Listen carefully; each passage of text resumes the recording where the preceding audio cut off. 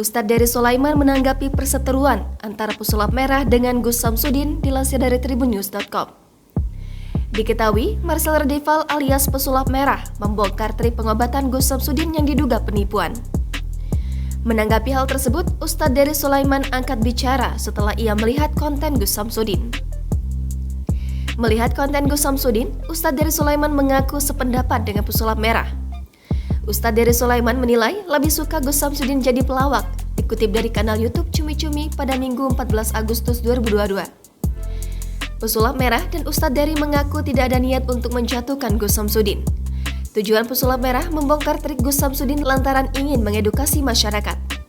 Pesulap merah merasa kasihan pada masyarakat yang ingin berobat kepada Gus Samsudin. Ia merasa miris masyarakat mau berobat malah ditunjukkan trik.